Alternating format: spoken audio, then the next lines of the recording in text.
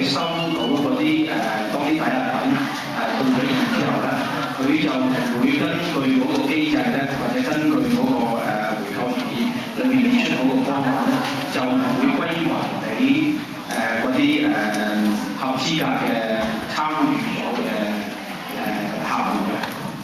咁咧就嗱喺呢個回購協議裏面咧，金管局咧係會負責咧監察住銀行咧點樣實行呢個回購協議嘅。咁當然啦，當然係包括埋咧佢哋如果係收到嗰啲抵押品可以套到現之後，我哋都會監察銀行咧係會根據個協議咧全數俾翻晒投資者嘅。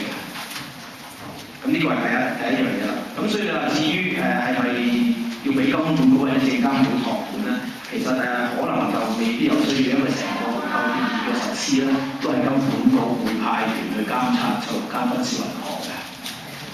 咁至於第二條問題咧，就李太問咧就係話即係如果佢乜都唔做，佢亦都唔係打官司，亦都唔接受嗰個回購協議咧。其實佢個情況咧就同一般嘅投資者買任何證券嘅投資者都會一樣嘅，就係話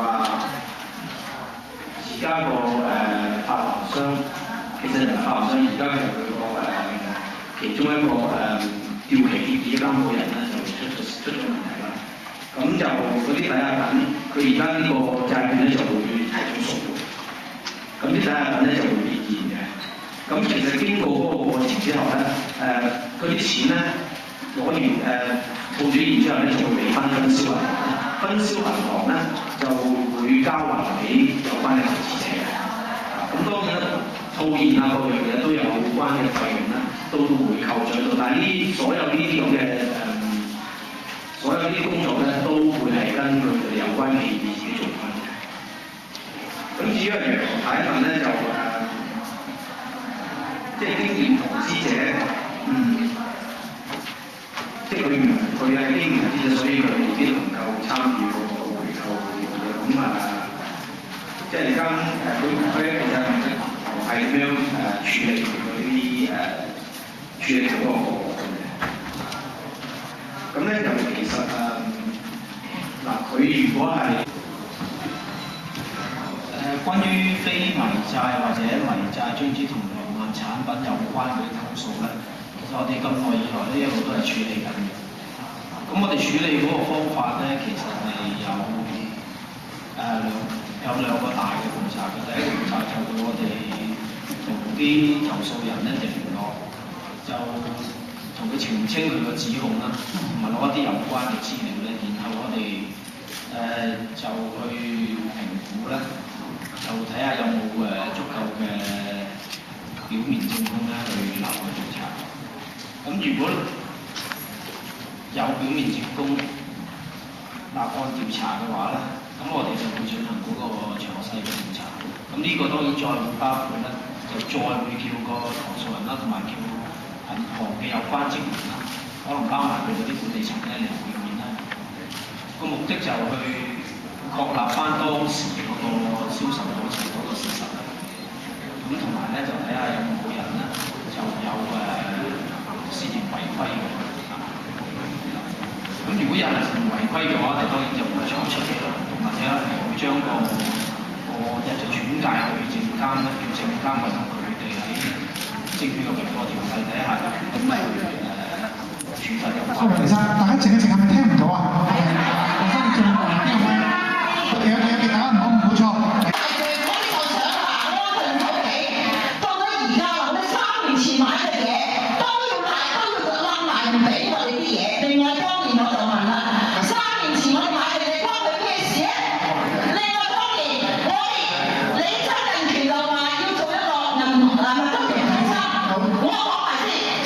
如果你唔係啲衍生工具，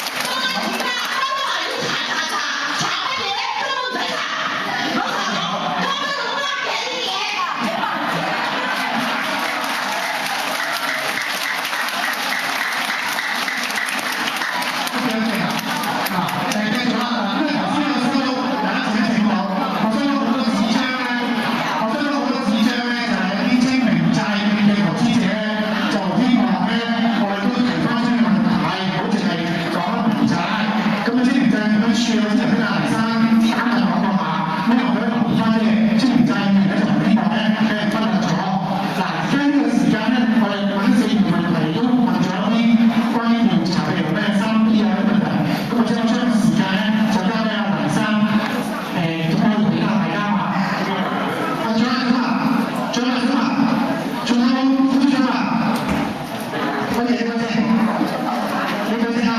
記得。就係呢個。係啊。你做乜事？我咧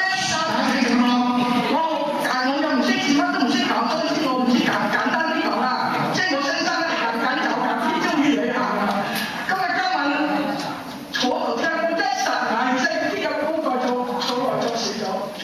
咁7年、10年、30號時候，11月做好3號至12月嗰邊，到咗年我自己成日喊苦喊忽，啲錢賺到啲錢咧，我一幫頭幫咗我就話佢有咩人叫啲仔女幫我完嘅，即係自己都唔想自己攞，同佢上眼